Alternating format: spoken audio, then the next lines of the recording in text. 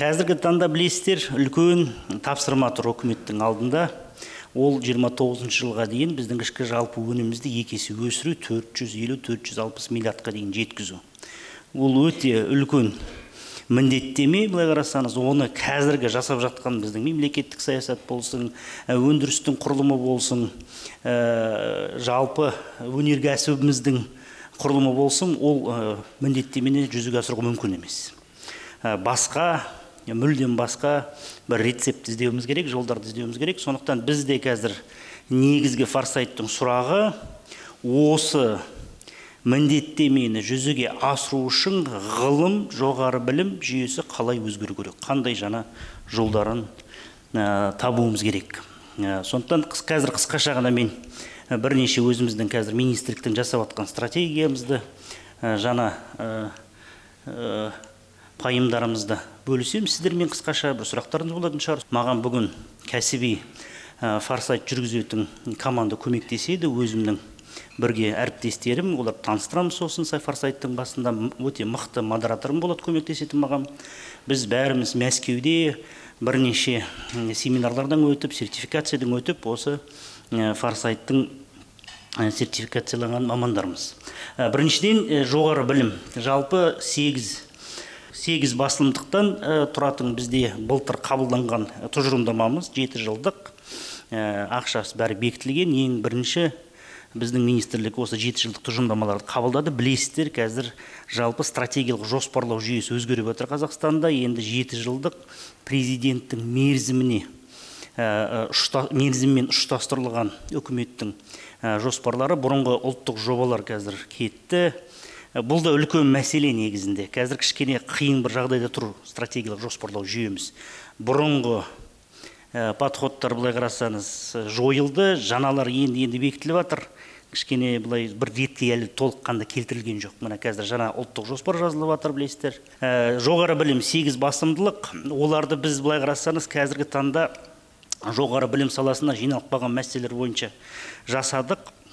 Біріншісі қолжетімділік, демография өсіп келе жатыр, көріп тұрсыздар, 400 мың бала жылына орта есеппен Қазақстанда туып жатыр. Сондықтан қолжетімділікті сақтап қалу жоғары білімге маңызды бір бағыт, басымдылық.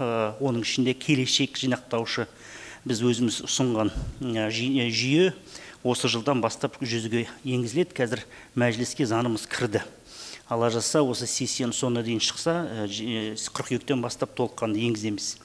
Мамандығым болашағым деген өзімнің бұрыннан жасаған атластарым, жаңа мамандықтар атластар әр өңір бойынша қазір біз пысықтап жатырмыз. Соларда былтыр 5-еуі пысықталды, биыл 10-15-і осымен тамамдаймыз. Ақырындап оқу бағдарламаларын, мазмұндарын сол жаңа экономикалық, өңірлік экономиканың талаптарына сәйкестендіреміз. Көп оқу бағдарламаларын қысқартып жатырмыз. Бір ғана мысал, Шәкәрім университеті 89 оқу бағдарламаларымен жұмыс істеді. Былтыр 40-қа дейін біз қысқарттық. Негізінде 20-25 қана бағдарламамен жұмыс істеу керек. Неге десеңіз, Шәкәрім университеті кішігірім өңірлік университет, оның 89 бағдарламаға кадрлық әлеуеті де жоқ. Енді ақша үшін алып атқан, бірақ осыларды қазір бәрін сәйкестендіріп қысқартып жатырмыз. Интернационалдандыру енді жақсы жұмыс істейді, өздеріңіз көріп жатсыздар. 12 қазір шетелдік университет ашылды Қазақстанда. Былтыр ғана 8 ашылды, биыл 4-еуі тағы ашылады. Мықты университеттер биыл келеді. Penn State ашылады, City University of Hong Kong, Менделеев атындағы Ресей химикалық техникалық университет Таразда. Инфрақұрылым, адам тағы да демография, инфрақұрылым шыдамай жатыр. Мына скандалдан скандал, хостел, жатақханалар. Сондықтан үлкен біз жамап өзімізше бірдеңке жасап жатырмыз. Қазір үкіметті көндіріп жатырмыз. Ресейде естеріңіз естіп жатқан шығарсыздар, үлкен инфрақұрылымдық бағдарламаны бастады. 1 ақпан күні 25-10 жылдың ішінде жаңа кампус салынады Ресейде. 1,5 триллион теңге біздің ақшамен аударғанда үлкен бағдарлама, мына Путин өзі тұсауын кесті. Бірінші үлкен кампус Бауман атындағы жоғары техникалық университетте 26 мың квадратпен қазір бүкіл академиялық инфрақұрылымды жаңартып жатыр Ресей. Мысалы, үлкен сондай бағдарлама бастады. Бізде ақырындап соған бір ұқсас бір бағдарламаны қазір пысықтап жатырмыз. Университеттің 3-ші миссиясы, мына жақында естіген шығарсыз, Казгю тәрізді университеттер ақырындап өздерінің аналитикалық сараптамалық орталықтарын ашып жатыр. Күміс университет деген ұғым естулерің бар шығар. Өңірлік университеттер ақырындап тек қана оқу, зерттеумен емес, жергілікті қауымдастықпен, жергілікті қоғаммен жұмыс істеу, жалпы университеттердің third mission деген ұғым қазір шығып жатыр. Үшінші миссиясы әлеуметтік миссиясы.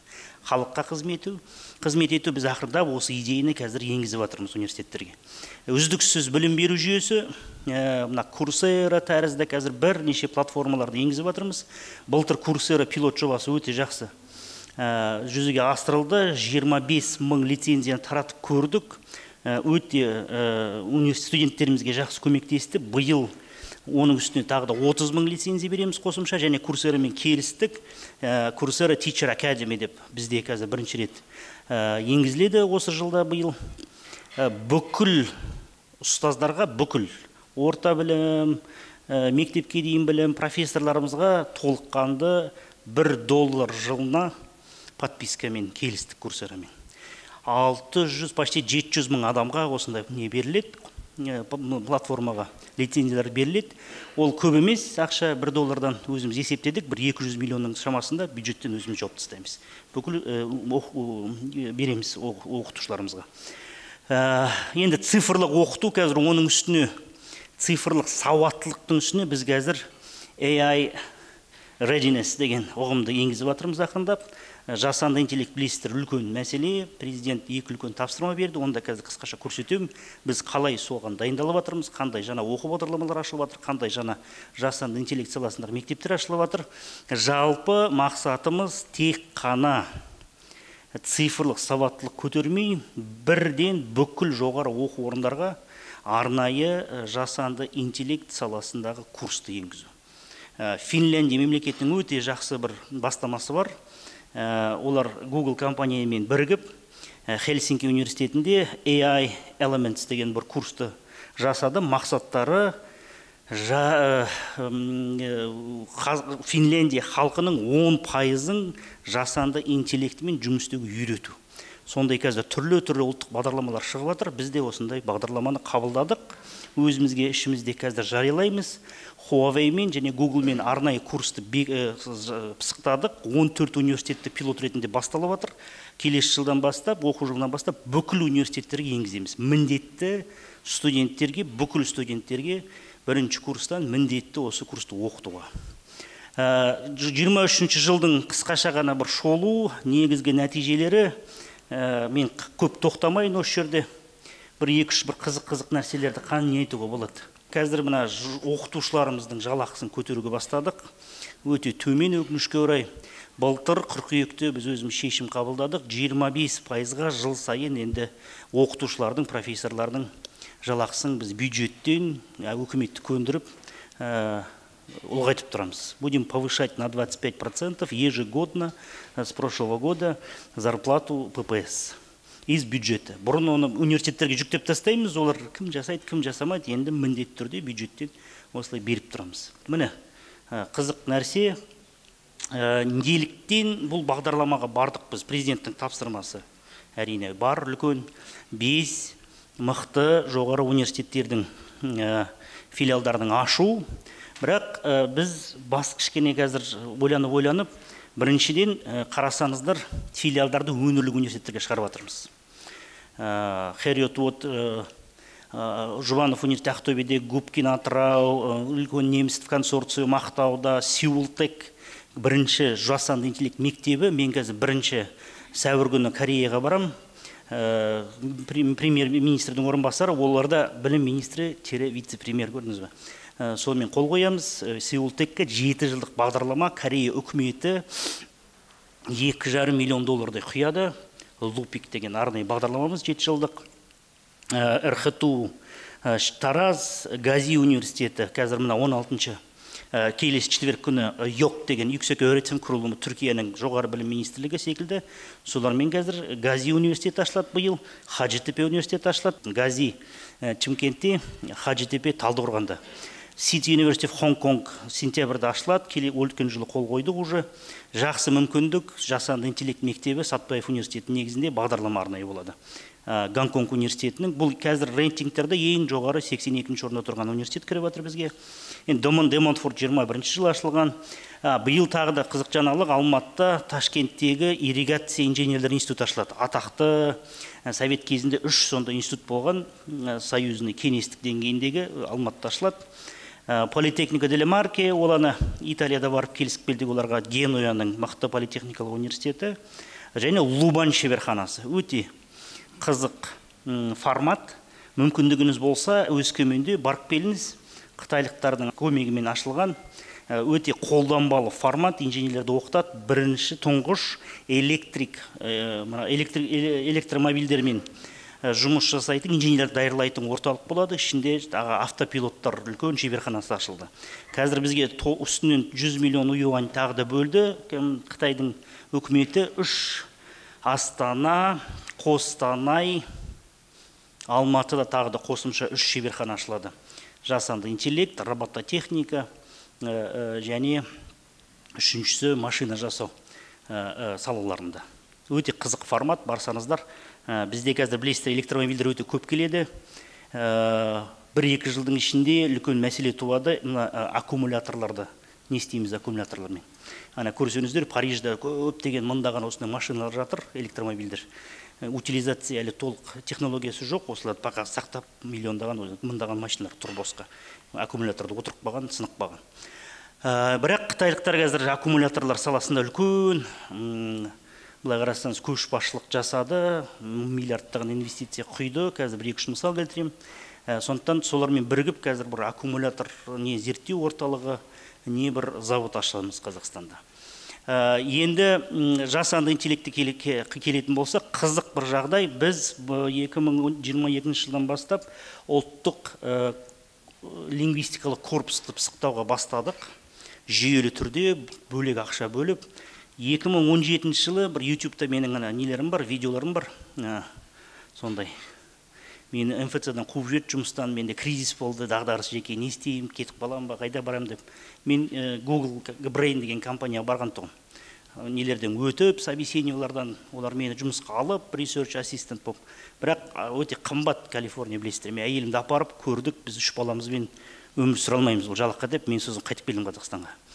Қазір кішкене өкініп жатырмын. Неге десеңіз, мына қазіргі генеративті алгоритмдерді ең бірінші зерттеу бастаған Google компаниясы. Сосын олар кішкене тоқтатып, ChatGPT, OpenAI тәрізді кішкентай компаниялар қазір тез шығып кетті. Бірақ биыл үлкен негізгі жасанды интеллект жылы осы биыл болады. Былтыр кішкене ойнады бәрі. Неге десеңіз, жасанды интеллект, алгоритмді жасау қазір 2 жолмен. Бірінші жол сол machine learning, сонымен келе жатты. Қазір мына 2-ші жол пайда болды. Қазір үлкен алпауыт компаниялар сол 2-ші жолға миллиардтаған ақшалар құюға бастады. Ол генеративті алгоритмдер, generative AI. Ал генеративті алгоритмдерді қалай оқытады? Кім біледі? Тілмен оқытады. Бала секілді оларды қазір мынандай пәлелер шықты. Large language models деген ауқымды лингвистикалық модельдер. Обучают генеративные, это вот сейчас вот нашлось ответвление, раньше если обучали по математическим моделям, фактически вот машинное обучение, то, что мы говорили, появился очень интересный альтернативный вариант обучения алгоритмов по аналогии, как мы обучаем детей наших. Папа, мама, ағаш, ғарыш, барыс, тартыс, үрдіс.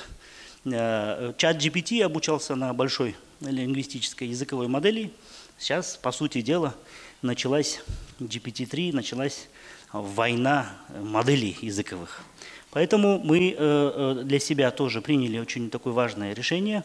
И нам помогло то, что мы начали разработку национального лингвистического корпуса, по сути, кодификацию языка. В моих ранних интервью в YouTube можете посмотреть, я очень много про это говорил еще в 2017-2018 году, что нужно структурировать или кодифицировать наш родной язык. Қазақ тілімізді кодификациядан өткізуіміз керек. Бір нәрсені байқадыңыз ба? 5 тіл маманын алыңыз, оларға бір мәтін беріңіз, сізде 5 түрлі мәтін шығады қазақ тілде. Ағылшын тілі мысалы ең жиі кодификациядан өткен тіл, өткен ғасырда 5 рет үлкен кодификациядан өткен. бір түртіп алыңыз, Professor and the Madman деген кино бар. Мел Гибсон, Джеймс Мюррей деген атақты профессорды ойнайды. Сол киноны қарасаңыздар, өте жақсы көрсетілген. Оксфорд University Press 19 ғасырдың соңында сол шотландық профессорды табады, айтады, сіз тұңғыш Oxford Language Dictionary жасаңыз деп.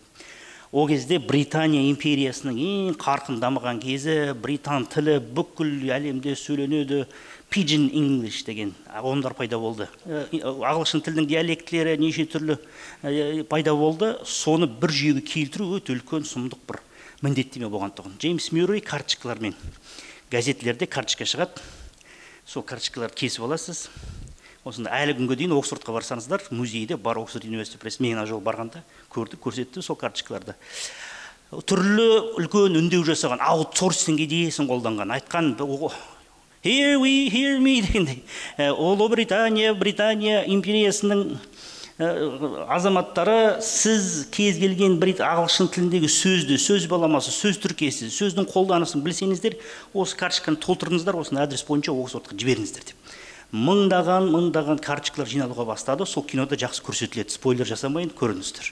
Соның арқасында тұңғыш кодификацияланған Oxford Language Dictionary пайда болды. 12 томдық, сұмдық, үлкен, бірнеше миллион сөз тіркестері болған, сондай бірінші үлкен кодификация шықты. Соның арқасында ағылшын тілінде сөйлеген адамдар, әсіресе formal English, хат жазғанда бәрі біркелкі алдын ала келісілген фразалармен. Most respectfully yours, most faithfully yours деп. I would like to express, бәрі бірдей түсінеді, бірдей жазылады, біркелкі.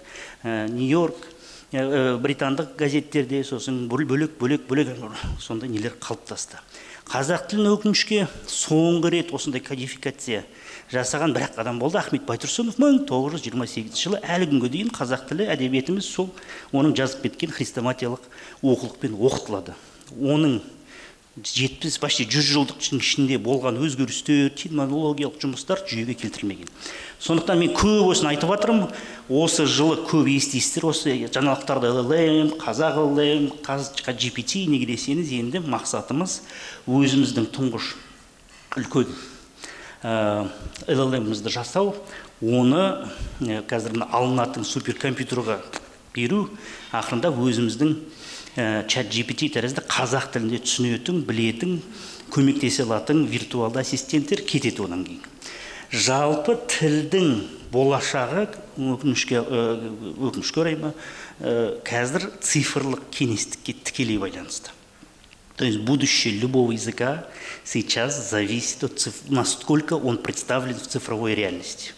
Если он есть там, оформленный в виде больших языковых моделей, структурированного национального лингвистического корпуса, большие цифровые платформы с радостью будут брать и пользоваться им. Все, что не структурировано, не подогнано под эти форматы, никто особо лишних денег вкладывать не будет.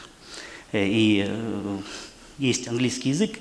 Қазір мысалы араб елдерінде екі үлкен жоба, Дубай бастаған және Сауд Арабиясы бастаған араб тілінің large language model'ның ауқымды тіл моделін. Олар бір-бірімен бәсекелесіп жатыр қазір. Бірақ Дубайдың бастаған ертерек жақсы, мықты бір модель жасап жатыр. Біз қазір кадрлар даярлау үшін Қорқыт Ата университетінің Сеул Текпен, Сатпаев университетінің Сити университетімен, Шығыс Қазақстан техникалық университетінде қазір Инти деген Малайзиялық университетімен 3 орталық болады. Өңірлік, Астана, Алматы ғана емес.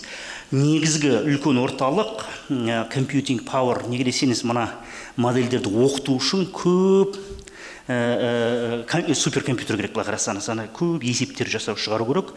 Сондықтан негізгі суперкомпьютер орталығы Назарбаев университеті негізінде мүмкіндіктеріңіз болса, ISAI деген Institute of Artificial Intelligence, соған барып көріңіздер. Атакан деген түріктің жігіті жақсы, мықты команданы жинап алған.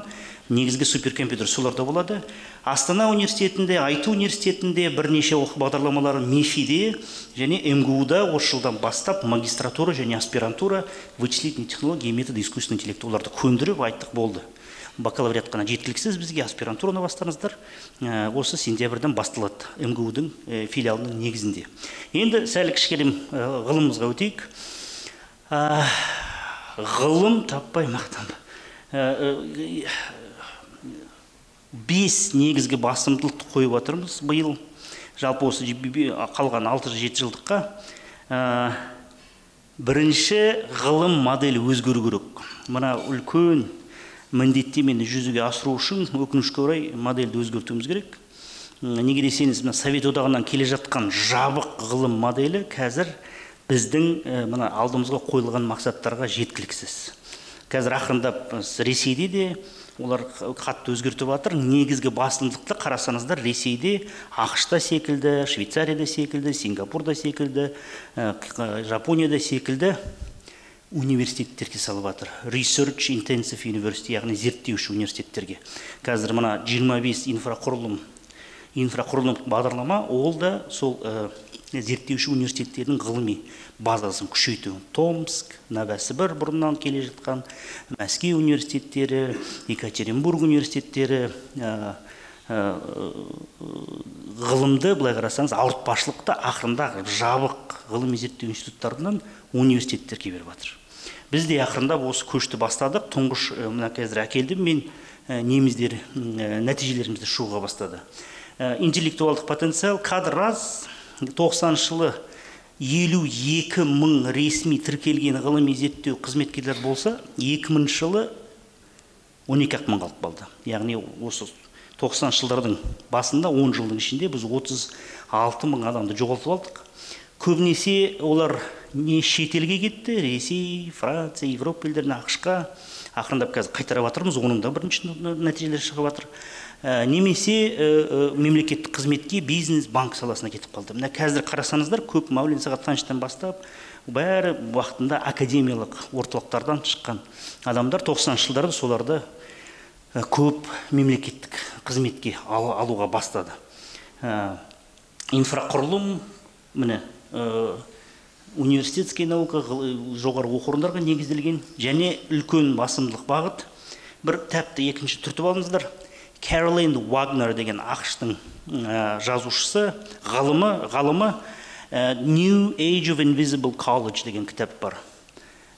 Сонда сол кітапта осындай бір негізгі пікірді ойды айтады. 20 ғасырда үлкен ғалымның big science уақыты дәуірі болды. Миллиардтаған енді үлкен екі соғыс болды, сондықтан ғылымға негізделген жаңа қару керек болды. Үлкен миллиардтаған инвестициялар құйды, ғылым жақсы нәтиже берді. Атом бомбасы шықты, неше түрлі ракеталар шықты, GPS глонастары шықты, адамды соның арқасында жібердік біз космосқа. Сосын тоқтап қалды сәл. Қазір мынандай жағдай, үлкен ғылымды жасауға бір әлемде бір 6-7 мемлекет қана ақшасы бар, қазір әлеуеті бар. ақш түсінікті, Европа жалғыз өздері жасалмайды, сондықтан Евросоюздың Horizon Europe, Eurofusion тәрізді үлкен бірлескен бағдарламалар ғана жасай алады. Қытай қазір сұмдық үлкен ғылыми державаға айналуда. Миллиардтаған, қазір бір-екі мысал өлтірем, миллиардтаған, триллиондаған ақшаны құйып жатыр қазір. Ресей тырысып жатыр, бірақ Сауд Арабиясы қазір сұмдық 1,5 триллион долларлық қазір пакет инновация мен ғылымға құйып жатыр. Жинаған ақшаны, жаңадан келген Ханзада олардың Салман деген айтты, болды біз енді, менің көзім ашық, біз енді инновацияға ақша құямыз деп. Университеттер қазір салып жатыр, сұмдық жаңа қалаларды салып жатыр, көздеріңіз көрдіңіздер, амбициялар көп еді. Сондықтан кішігірім елдер, Кэролайн Вагнердің пікірінше, орта буындағы немесе кішігірім елдер fundamental немесе big science немесе оны inquisitive science дейді, science of unknown, жаңа нәрселерді ашатын елге қатты ақшаларын жұмсамау керек жоқ. Сол fundamental science-тан шыққан ашық негізі нәрселерді ала беруге болады. Мысалы, астрофизикаға келетін болсаңыздар, бүкіл ақпарат Хабблдан келген, бүкіл нелерден, телескоптардан келген ақпарат ашық базада, NASA-ның несіне кіріп, датасеттерді ала беруге жұмыс істеуге болады. Ол кішігірім елдер, орта буынды елдер көбінесе қолданбалы ғылыммен айналысу керек. То есть, вот такая мысль простую Кэролайн Вагнер дает. Почитайте, очень интересная книга. Большие страны сейчас могут заниматься большой наукой. Нету такого потенциала. И осталось все меньше и меньше таких стран. Я сейчас несколько примеров приведу. А малые и средние страны должны в основном прикладными вещами заниматься и попытаться встраиваться в вот эти ЦДС, цепочки добавленной стоимости. Негізгі пікір сол оңтүстік Кореяның, Израильдің, басқа жақсы соңғы 20, 30, 50 жылда мықты инновациялық серпіліс жасаған елдердің ол үлкен шынжырлар бар. Value added chain деген ұғым бар. ЦДС, цепочка добавленной стоимости. Сол шынжырдың ішіне кіріп кетсе, сол шынжырдың ішінде бір ғылыми, технологиялық бір кішігірім болса, немесе бір орта бөлікті, ажырамас сол бөлшемде өзі жасаса, онда сол елдер дамиды. Неге десеңіз, үш үлкен ұтымды нәрсе, сіз сол жаһандық шынжырдың ішіне кіріп кетсеңіздер, бірінші қауіпсіздік. Тайвань көріп тұрсыз, кішкентай ел, бәрі сол Тайваньға ойбай тиіспеңдер, бұл біздікілер. Неге десеңіз, чип 60%-дай сол. Бір жақсы кітап бар, чип wars деген. Соны бүкіл сол геосаясаты, экономикалық саясаты бәрі соның кітапта жақсы жазылған, чип wars деген Тайваньның. Екінші, одан да ұтымды нәрсе, сіз жаһандық шынжырлардың ішінде болсаңыздар, сізге ноу-хау, технологияларға, білім жүйесіне қолжетімділік қамтамасыз етеді. То есть вам обеспечивают доступ к технологиям, ноу-хау, потому что вы часть этой большой ЦДС, и если обновляются базовые технологии, новые стандарты промышленные, вас обязательно что сделают? Апгрейдят, потому что вы часть этой ЦДС. И это дает доступ вам к технологической цепочке, в том числе и к системе обновления знаний. То есть вот Южная Корея, там стандарты промышленные. Ну и самое главное, что даст вам участие в ЦДС? Самый главный экономический плюс. Вам дадут доступ к рынку. Вот қарасаңыздар, тарихта Жапония, Оңтүстік Корея, Таиланд, Вьетнам, Үндістан, Австралия елдері, Филиппины, бәріне кім қай нарыққа қолжетімділікті берген? Үлкен нарық, өте көп ақша барған нарыққа. Кімдің нарығына? Ақштың. Бұл принципті тарихқа қарасаңыздар, қол жүгіртсеңіздер, бұл өте негізгі ой осы біздің стратегиямызда негізгі ой. Сондықтан мен өте осы туралы бірнеше қазір кішкене көп айтам. Қай мемлекет, қай империя адамзат тарихында соғысқан, көп соғысқан еді. Бүкіл тарихы соғыспен өткен, бірақ тек қана соғыспен емес. Сауда, дипломатиясын жасаған. Бүкіл жаулап алған сол үлкен империяның жаулап алған жерлерінің бір арманы болған. Сол империяның нарығына кіру. Жоқ. Ең бірінші империя соны жасаған. Кім Рим деді? Кім деді Рим? Кім бірінші айтты? Сіз айттыңыз ба? Жақтан керемет. Ежелгі Рим. Divided et impera деген бірінші принцип тауып алған. Бөліп алды, биле бер. Екінші негізгі принцип, тағы да бір түртіп алыңыздар, Арзамас деген керемет YouTube-та канал бар, Арзамас. История Древнего Рима за 20 минут, история Древней Греции за 20 минут деген керемет жасалған қысқа роликтер жасайды. Сол ежелгі Римдің тарихы 20 минутты тауып алыңыз, YouTube-та 20 минут уақытыңыз, мен енді көп сөйледім уже 20 минуттен. Соның ішінде көрсетеді, қалай ежелгі Рим өздерінің жаулап алған жерлерін, сосын керісінше өзінің сауда серіктестігіне айналдырған. Египет бидай сатқан Римға, Испания май сатқан, күміс сатқан, Грекия мәрмәр сатқан. Сонында бір көресіз тұр, сол 20 минуттық роликтің ішінде триумфальный арка бар. Мен Римде оқыдым ғой 2 жыл, гид болып жұмыс істедім. Соның жанында кішкентай осындай бір фонтан бар. Сол фонтанда жазып тұрған, мен осындайда пәленше, осыншы жылы Римнің азаматтығы берілді маған. Сондықтан ежелгі Римнің менің шексіз алғысымның ретінде өз ақшама осындай кішігірім фонтанды салып қойдым. 2000 жыл тұр әлі сол фонтан жазылған. Пәленше. Қай империя 21-20 ғасырда дәл осы форматты қолданған, дәл осы тәсілді қолданып отыр қазір? ақш. Генри Киссинджердің нелерін оқысаңыздар, олар уже 50 жыл бұрын айтқан алдын ала. Ең үлкен Американың бәсекелестігі КСРО да болмайды, кім болады? Қытай. Сондықтан мына қарасаңыздар, Қытайды тоқтату үшін containment belt деген ұғым бар, пояс сдерживания. оңтүстік Корея, Жапония, Филиппин, Вьетнам, Таиланд, мына жақта Австралия, Новая Зеландия, бұрынғы нелер, Сингапур, Малайзия, Үндістан, бәрі кімнің серіктестері. Сондықтан негізгі олардың қаруы немесе ұсынысы қандай болған? Какой основной довод или, скажем так, инструмент, который США предлагает своим союзникам? Доступ к своему внутреннему рынку. Огромному и самому пока большому по покупательской способности рынку. Мемуары гейши деген киноны көріп пе? Ана екі бизнесмен соғыстан кейін бизнестері бар, бычыт болып, сосын байып қайтып келеді тағы да гейшаларға. Ақша бар дегендей. Ненің арқасында из этих, вот помните, эти два бизнесмена в мемуары гейши, ходят такие потерянные, война, все разрушено, а потом раз опять деньги появились, они опять пришли, я там за все плачу. После знакомства с кем? С американским генералом, который им инвестиции вытащил. Я очень сильно утрирую, но вот этот инструмент, он очень важный. Поэтому, к сожалению, в основе вот простая формула и азиатских тигров, и Сингапура, и всех, кто вот за счет вот последнее время там 50 поднялся, лет 50, она была очень простая. Это доступ к технологиям, в основном американским, европейским, и доступ к рынку. За счет этого обогащение, экспорт-ориентированная выручка, благосостояние населения и дальнейшее технологическое развитие.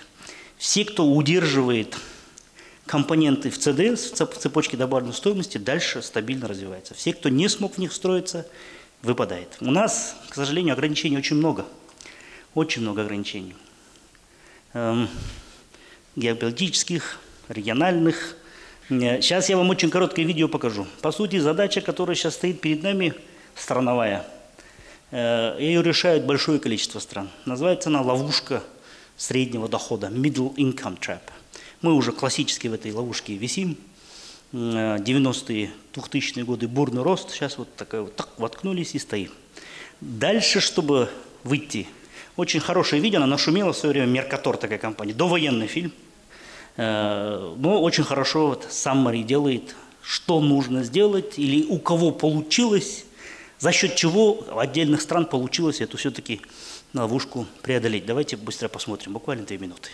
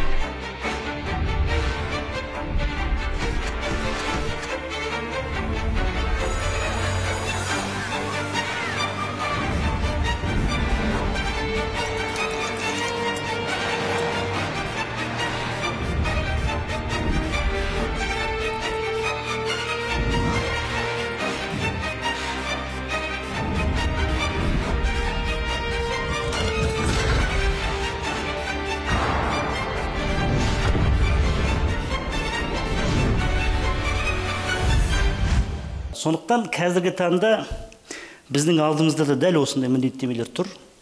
Өте қиын жағдай. Мен енді басқа бағыттар бойынша жауап бере алмаймын. Біз бүгінгі сондықтан форсайтты қысқаша мына ғылымға қатыстырып жасаймыз. Жалпы қазіргі таңда Қазақстанда қолданбалы форматқа ғылымды көшіру үшін не істеуіміз керек дегендей. Мен бір-екі мінекей өте керемет тағы да өзіңізге бір түртіп алсаңыздар, Рикардо Хаусман, ерекеңдер Гарвардта оқыған бізде бірнеше бүгін әріптестеріміз бар. Сол Гарвард университетінде сабақ береді. Atlas of Economic Complexity деген бар. Оны жібереміз сіздерге. Өте керемет сондай бір әдістеме. Идеясы оңай деп айтуға болады. Күрделі экономика ғана күрделі өнімдерді жасайды. Неғұрлым күрделі өнімді жасайды, экономика шығарылады, соғұрлым оның құрылымы күрделі. Чем сложнее, сложносоставнее продукты, которые производит определенная экономика, тем сложнее ее структура. И очень подход такой интересный. Сейчас многие страны берут его на вооружение. Надо признать, что экономика Казахстана примитивна. Сейчас я на одном только примере покажу вам, к сожалению. Поэтому вызов достаточно серьезный. Диверсификацию мы там 2-3 большие государственные программы проводили. Сейчас могут люди обидеться тоже. Надо тоже признать, что они, к сожалению, не до конца выполнены. Структура экономики не усложнилась. Сложно сочиненные, сложносоставные продукты мы не производим. Здесь пример выводится на примере боинговского джета. Она шагом Боингтон, чтобы производить такой сложно сочиненный продукт, как джет Боинг, в экономике производящей нужно иметь как минимум 400 отраслей и подотраслей. Приборостроение, металлургия, цветная, черная, машиностроение, текстильная промышленность и так далее, и так далее. Но Боинг не производится 100% в США. Там есть целый отдельный пример, где что производится для Боинга: фюзеляж, приборы, вот эти подкрылки и так далее, и так далее. И страны, как Италия, Сингапур, те даже, которые просто обдувают в трубах конфигурацию вот этих пластин для генераторов и так далее, они все сидят в этой цепочке добавленной стоимости. И это обеспечивает им вот те 3 вызова плюса, которые я говорил. Оның үстіне қазір ғылымда өте үлкен өзгерістер болып жатыр, әсіресе осы былтыр алдыңғы жылы. Мы сейчас, без преувеличения, уважаемые друзья, стоим перед началом новой, очень серьезной научно-технологической революции. Вот за 50-70 лет, которые после Второй мировой войны шли исследования, накопленные знания, огромные миллиардные, триллионные инвестиции потихоньку начинают давать плоды. Вот эти прорывы, которые сейчас случились, и, как говорится, наука опять вернулась в меню. Science is back on the menu. Да? Если вы сейчас посмотрите, в мире происходит отрезвление определенное от цифровой такой лихорадки. Начинают уже экономисты, венчурные инвесторы понимать, что цифровой стартап не дает на самом деле очень большой добавленной стоимости и возврата на инвестиции, ROI. Начинается эра deep tech, так называемых инвестиций, стартапов. Все чаще и чаще слышите вы, наверное, что очень большие инвестиции идут теперь в производство батареи, биотехнологии, биомедицину, новые лекарства, в синтетическую химию. Огромная революция сейчас случилась в мире синтетической химии и так далее, и так далее.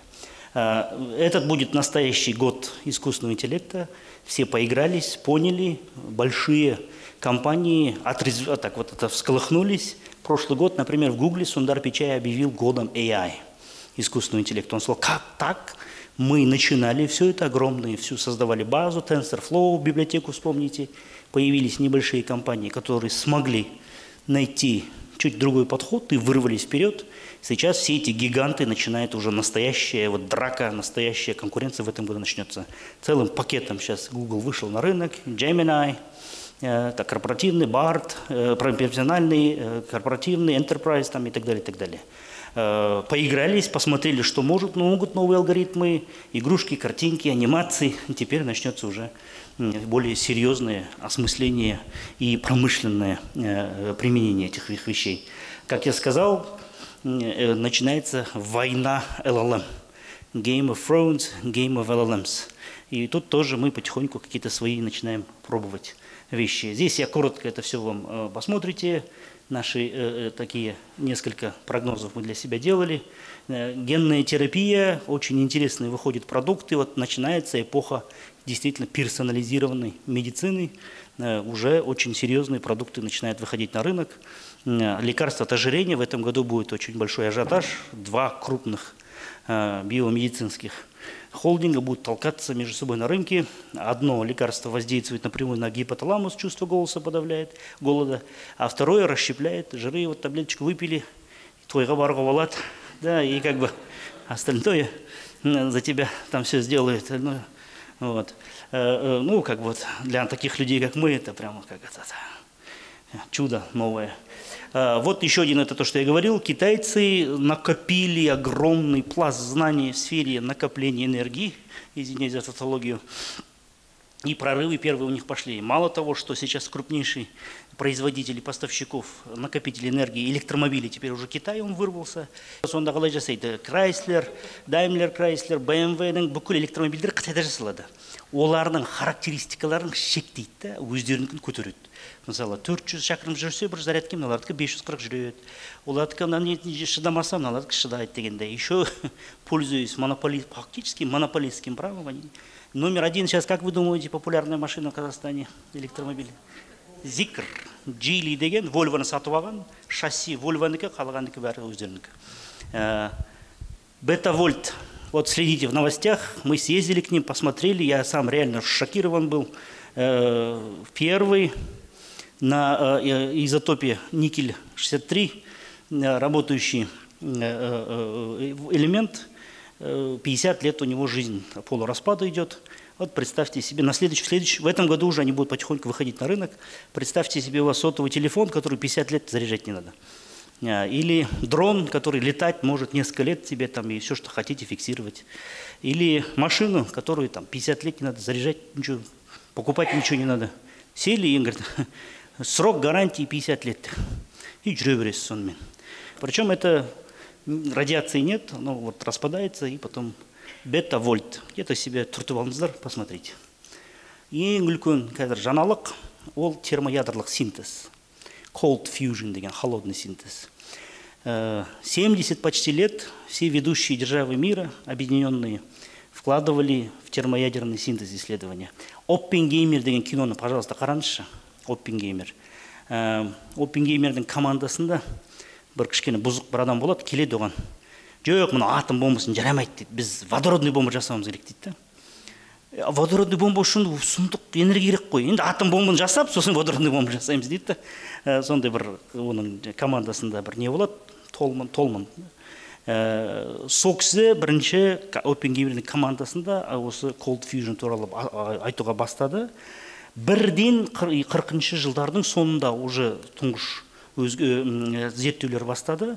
Мінекейіңіз ақырындап былтыр бірінші нәтижелер шығуға бастады. Параллельно сейчас 3 огромных проекта. Американский проект, Ливермольская национальная лаборатория в Калифорнии, объединенный проект японского агентства ядерных исследований и программа Еврофьюжн, это объединенный интеллектуальный потенциал всех основных европейских держав. Запуск в прошлом году первого экспериментального реактора термоядерного JS60A, да, и китайский проект «Искусственное солнце». Вот давайте посмотрим. Today we're here to talk about fusion, combining 2 particles into 1. Last week at the Lawrence Livermore National Laboratory in California, scientists at the National Ignition Facility achieved fusion ignition.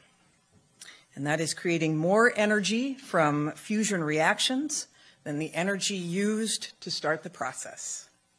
It's the first time it has ever been done in a laboratory, anywhere in the world. Simply put, this is one of the most impressive scientific feats of the 21st century.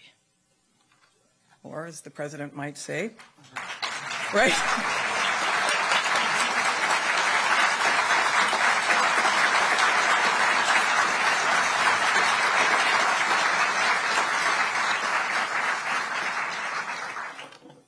I do think he probably did say this is a BFD. So, what does this accomplishment do? Two things. First, it strengthens our national security because it opens a new realm for maintaining a safe, secure, and effective nuclear deterrent in an age where we do not have nuclear testing. Ignition allows us to replicate, for the first time, certain conditions that are found only in the stars and the sun. And the second thing it does, of course, is that this milestone moves us one significant step closer to the possibility of zero carbon, abundant fusion energy powering our society. Толық видеосын қараңыздар, тауып алып YouTube'те бар. Сол кезде бір өте керемет пікірді айтады министріміз. Бірде-бір жекеменшік компания, бірде-бір мемлекеттің қолынан келмеген нәрсе, неге десеңіз 70 жыл миллиардтаған долларды біз күтіп құя бердік. Бірде-бір мемлекет қазір, бірде-бір жеке компания ондайға шыдай алмайды. Екінші қысқа видео.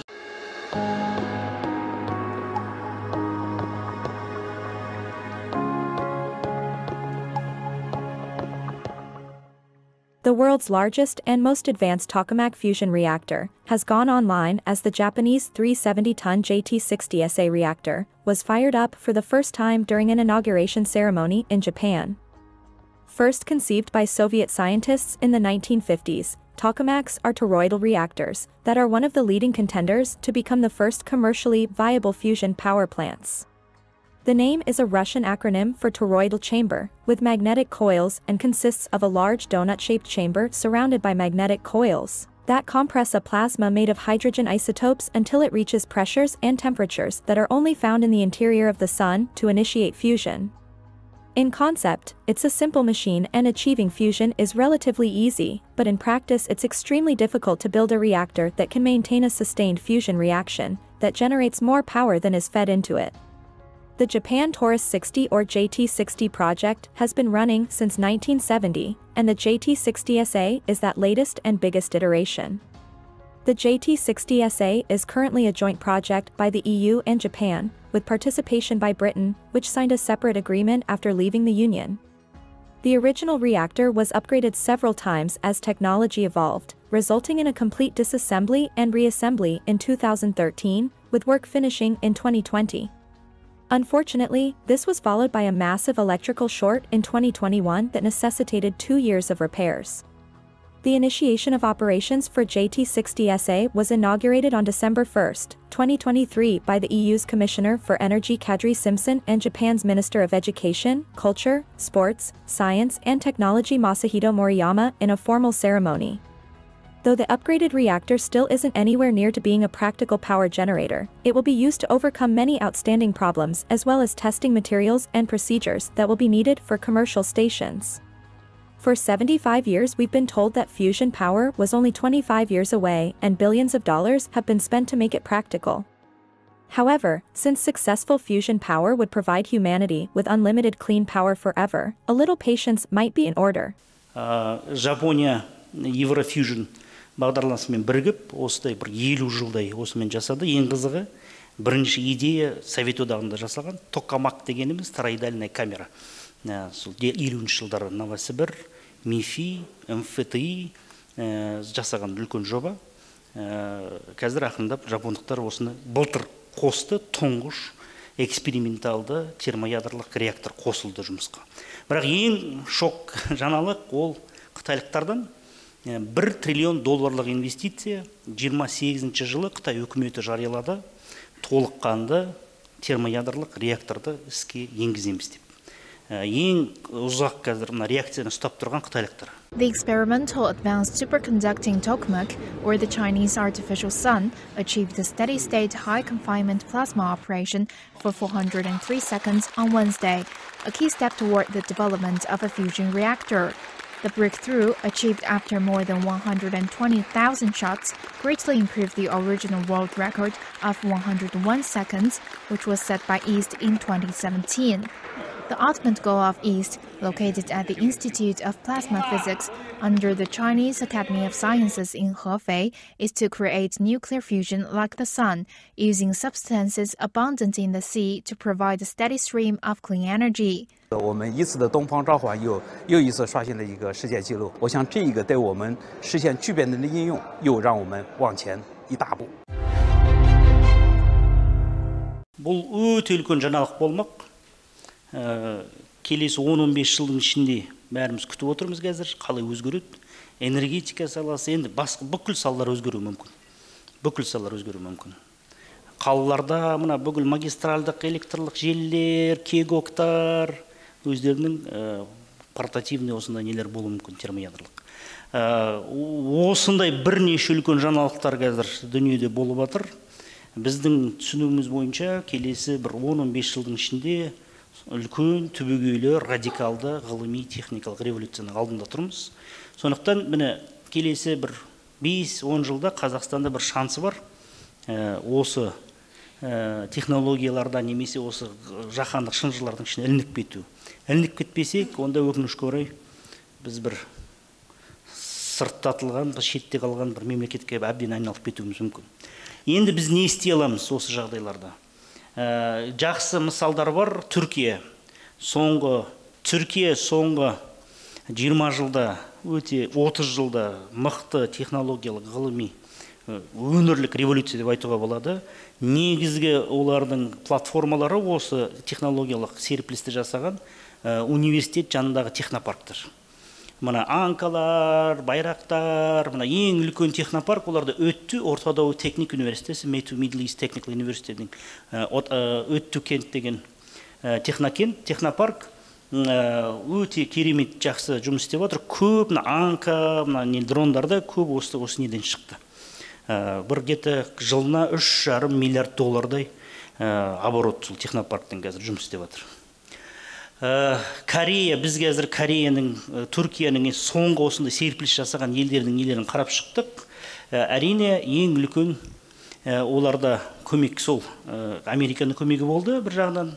Мына байрақтарды қарасаңыздар, Raptor, ақштың технологиясы негізінде шасси, базасы, платформасы Raptor, бірақ олар енді MIT-де оққан байрақтардың басшысы бір мықты команданы жинап, соны бөлек бір жақсы өнімге айналдырды білді. Енді мынандай 1-2 мысал ғана келтірейін сізге проблемаларымызды. Біріншіден енді қаржыландыру. Қазіргі таңда қаржыландыру Қазақстанның ішкі жалпы өнімнің пайызымен өлшенеді. Қазақстанда біз енді 26%-ға шығып алдық. 0,26%. То есть финансирование остается серьезной проблемой, недофинансировано. Я вот только смог, вот прошлый год мы бились, 643 миллиарда выдрали на 3 года. Вроде большая сумма, но это всего лишь 0,26% от ВВП. На следующую трехлетку мы уже 730 миллиардов выбили, но это 0,30 только добрались процентов. До 1% нам еще топать и топать. То есть это вот очень серьезное решение.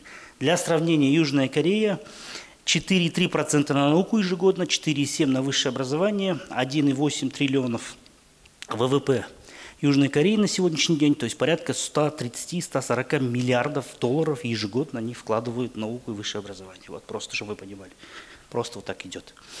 На проект Токамака китайского 1 триллион долларов вот инвестиция Академии наук, через который идет Институт плазменной физики. Чтобы тоже вы понимали вот сопоставление ресурсов, которые идут на серьезную большую науку, которой мы сейчас заниматься точно не сможем. У нас нет просто денег таких.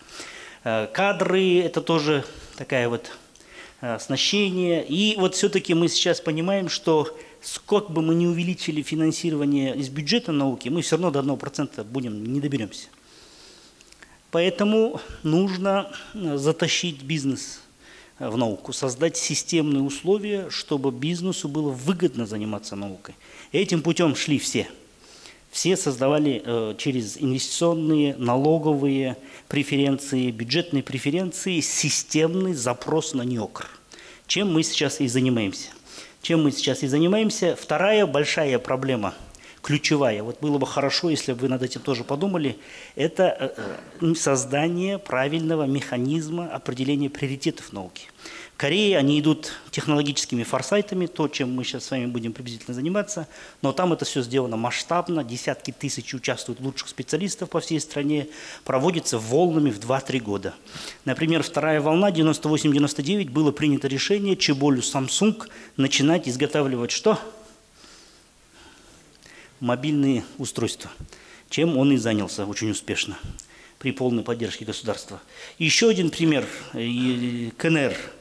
Академия сельскохозяйственных наук Китая. 8 у них больших кластеров: растениеводство, животноводство, ветеринария, контроль карантина, там, защита растений и так далее, так далее. Вот первый кластер определен: растениеводство. Людей много, надо выращивать, кормить. Второй кластер: какой у нас основной источник протеина? Соя. Соей кормят курей, курицу кушают. Основной источник протеина китайцы от курицы получают мясо. И плюс все, что мы из молока берем, они берут из сои. Соевое молоко, тофу, соевый сыр и так далее, и так далее. Соответственно, формируется задача, как выращивать больше сои. И на третьем уровне, это то, что мы называем научно-техническим заданием, тематикалармс, ПЦФ, научные гранты, формируется максимально четко идентификация гена, который сокращает вегетационный период сои. Точка. Деньги дают только тому институту, кто этот ген идентифицирует, принесет. То есть очень прикладной, жесткий формат формулирования механизма определения приоритетов и выделения денег, привязанных к этому. Вот пример вам с Академией сельскохозяйственных наук Китая. Национальная технологическая инициатива, очень большой масштабный проект. Попытка была определить 12 рынков зарождающихся, где российская наука, технологии, кадры могут, бизнес, какую-то часть рынка захватить. Здесь можно долго говорить, как они их определяли, есть методика своя, в основном существует форсайт, опять же. И Карасаныздар в первом и третьем примере в основном используются форсайт-подходы.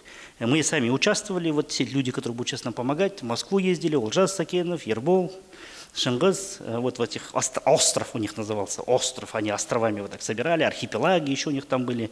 И много-много, тысяч экспертов участвовали в таких форсайт-мероприятиях, чтобы приблизительно понять, сказать, вот где-то вот сюда России надо идти. И надо отдать должное, у них начинают получаться определенные вещи. Вот. Поэтому мы увеличиваем сейчас финансирование и все-таки начинаем переход от мобилизационной, закрытой модели науки, где в основном упор делался на закрытые НИИ, на открытую модель науки с упором на университетскую науку. Есть два огромных преимущества все-таки в открытой модели. Кадры в закрытой модели стареют, потому что когда жесткие задачи стоят, директор института работает в основном со своими проверенными кадрами. Ему опасно надеяться на молодежь. Средний возраст у нас сейчас 58 лет, академиков 60 с лишним лет, Национальной академии наук, ну что постарела сильно наука. Второе, в такой закрытой жесткой системе поиск сложно вести поисковые исследования. Поэтому мы сейчас начинаем потихоньку переход на вот эту открытую модель. Серьезные проблемы нас ждут, конечно. Один из ключевых механизмов, который мы будем использовать сейчас в новом законопроекте о науке и технологической политике, налоговые супервычеты. До 150% будут получать уже с этого года, апрельда алажаса қабылдаймыз заңымызда, любая компания, которая либо входит в партнерство с НИИ, с вузом, либо вкладывает инвестиции в повышение научной, новые сейчас понятия в законе вводятся, научная, наукоемкость продукции своей, либо выше по цепочке добавленной стоимости идет 100% налоговых вычетов на эти инвестиции, 50% на все, что производится за счет этих инвестиций, товары и услуги. В развитых странах, вот смотрите, Сингапур 100-250%, Китай 150%, 225%, Великобритания, Испания снижение НДС, Россия снижение НДС. В Израиле до 300% доходит. Я не успел привести пример здесь. 300%, 100 на инвестиции, 100 на товары и услуги, 100 на любые производные товары и услуги, которые выходят от твоих патентов и инвестиций. Все. Иди, работай, пока уже прям масштабы не пойдут, дальше налоговый режим включается. Один только пример, как это все теперь работает, на примере, я тут принес несколько примеров, на примере вот такого продукта, как селен. Балхашский медиплавительный завод плавит медь себе с 2001 года, радуется жизни. В итоге выпадает вот такая вещь, вы ее построгаете, подержите и дальше отпускаете по кругу. Оно тяжелое, потому что здесь свинец, здесь вольфрам, здесь золото чуть-чуть, серебро чуть-чуть, и 26% селен, такой близкий к редкоземельному материалу. Мы в 2018-2022 дали несколько программ на поиск новых методик обогащения металлов, в том числе редкоземельных металлов. Это ПЦФ, программа целевой называется. Сидели ученые, шклап, ковырялись. Чисто вот такое, знаете, фундаментальная, прикладная вещь. В итоге в 2022 году мы пришли к ним и говорим, что есть ли что-то новое. Институт металлургии и обогащения нам говорит, селен, мы нашли принципиально новый способ его обогащения, рафинирования, очистки. Вот это уже 99,5 пробы селен, тоже можете потрогать его, сравнить и дальше пустить по кругу. Черновой селен, который сейчас вот вы тоже в руках пощупаете, продается 10 где-то килограмм, $10 за килограмм, 99,5 по нашей новой методе, $150 за килограмм. Вот это цикл поисковые исследования, фундаментальные исследования, прикладное. И 282 миллиона мы дали уже на разработку вакуум-дистилляционной печи. Она была апробирована у нас в Сатпаев университете. Есть экспериментальный Алматы-Бірде, там такой заводик у нас свой на 5500 квадратов. Потом мы побежали в Балхашский медиплавительный завод. Им показали, вот как процесс плавки все проходит, рафинирование. Все, 28 августа прошлого года открыли торжественно мы маленький экспериментальный цех БМЗД Балхашта. Где-то 100 тонн будет в год он производить. Чистая прибыль $15 миллионов. Вот этот цикл мы завершили. Вот сейчас вы его потрогаете. Теперь мы предлагаем этой компании перейти дальше. И вот здесь начинается проблема. Все-таки вот эта вот сырьевая проблема, ограниченность многих наших производителей, компаний крупных. Мы говорим, на следующий этап, что вы хотите дальше? 3 девятки хотим. И вот мы сейчас дали 400 миллионов, пошел на 23 дальше годы, на следующий цикл, чтобы уже 3 девятки видите. То, что вы сейчас в руках держите, это 99,5. Мы говорим, может быть, мы попробуем из селена что-то другое сделать. Может быть, не медь будет у вас основной продукт, а селен, потому что редкозем – огромный потенциал сейчас. Редкоземельные металлы сейчас называют критические металлы, если вы знаете. Слышали где-нибудь critical metals, потому что все сейчас на них завязано. 98% рынка держит Китай. Мы сейчас где-то вот в 5 стран, которые могут какую-то альтернативу дать вот в плане критических металлов.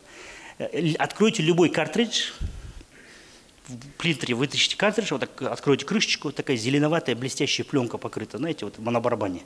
Из чего она делается? Из селена. Датчики, ракеты, спутники из селен. Выпрямители, такие микроэлементы для чипов из селена делаются. То есть мы сейчас пытаемся создать цепочку добавленной стоимости и вот туда где-то закопаться. И еще пару примеров приведу, и на этом заканчиваем. Это такой уже интересный пример. Запускайте сюда. Синтетическая химия. Огромная произошла революция в мире в плане синтетической химии. Первый, кто этим воспользовался, к сожалению, наркобизнес. Ашнес, вот пробуйте. Это тлек называется, мужской запах. Золото, по-моему, юнисекс. Вот. И дальше передавайте. Там описание есть. Мы открыли 2 лаборатории сейчас в Сатпаев университете. Одна лаборатория занимается производством бытовой химии, одна занимается производством парфюмов. 300 тысяч флаконов мы ежегодно импортируем, в основном с Италии и Франции. Это первые синтетические сгенерированные. В чем прелесть синтетической химии? Почему так трудно сейчас наркотики заполонила волна такая весь мир? Формулы. Вы создаете все время новые формулы, вы ни от кого не зависите. Патенты, Chanel, Unilever, Procter & Gamble. Вот есть в социальных сетях знаменитый мем такой, 10 компаний, брендов, которые держат весь мир. PepsiCo, Mars, Unilever, Procter & Gamble, Coca-Cola. Мы обходим, все обходите. Вы каждый раз можете создавать собственные формулы. Это удивительное оружие, по сути своей. Вы берете любое органическое вещество из внешнего мира, его обрабатываете с помощью алгоритмов и воссоздаете консистенцию, запах, вкус органического вещества неорганическим способом, синтезируете его. Для интереса уақыттарыңыз болса, Добро пожаловать, Сатпаев университета, 2 наших PhD-шника, Ербол Сағатов, PhD в Великобритании, Гульжан Тузельбаева во Франции парфюмерию заканчивала.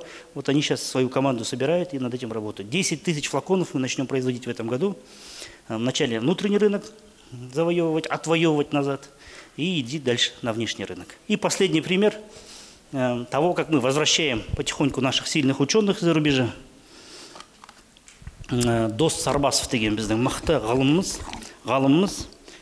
90 жылдары ана 36 мыңның ішінде ақшқа кетіп қалған, о кісі Whitehead деген MIT-ның мықты лабораториясында жұмыс істеген біраз жылдары, бірақ соңғы 15 жылдай Андерсон деген Cancer Research Center онкологиялық зерттеулер орталығында жұмыс істеген. Сол кісіні біз қайтарып алдық, лабораторияны бердік оған. Сол кісі бізге где-то бір кемінде 4-5 жыл үнемдеді. Мінекейіңіз. Бұл бірінші Қазақстанда жасалған онкологиялық препарат. Қазіргі таңда Алматыда онкология және радиология институтында 15 адам ем алып жатыр. Бірінші қазір ақпараттар келуге бастады. Бір ауру адам, рак толстой кишки, по-моему, шек қарын онкологиясы бар, ісігі бар. 30%-ға дейін, 4-ші стадия, уже өте қиын жағдай, 30%-ға дейін қысқартылды. Жаңалығы не бұл препараттың, ақырындап жібере беріңіз. Бірақ не істемеңіз, ашпаңыз, ескемеңіз. Жаңалығы не, ішіне кішкене мышьяк бар, неге десеңіз. Дос Сарбасов жасушалардың тамақ алу маманы, онкологиялық ісік жасушалардың тамақтану, қорықтану процесін бұзып жібереді. Химиотерапия емес, ақырында ол сосын аштықтан өледі, в общем. То есть он нарушает этот препарат цикл питания раковых клеток. Они перестают принимать питательные вещества из организма и потихоньку умирают от голода, истощаются фактически. 15 человек, мы сейчас собираем данные, сейчас начнется. Мы уже, то есть, понимаете, он сократил как огромный, human trials вывел сразу. А до этого, вы знаете, это огромный длительный процесс на мышах, ну вот это идет, потом human trials, это уже такой предпоследний вариант. Когда мы соберем достаточное количество данных, начнем уже подавать национальный наш центр, международное агентство на сертификацию и подтверждение. Осындай қызық жаңалықтар болып жатыр. Мен үлкен бір торбамен келдім негізі. Неше түрлі нелерді көрсетуге, оны қазір үзіліс басталады. Үзілістің кезінде тамақтың орнына біліммен сусынданып жүрген азаматтар келсе, жаныма мен тағы да түсіндірем, көрсетем. Үлкен рахмет. 15 минуттық үзіліс, одан кейін фарсайтымыз басталады. Рахмет.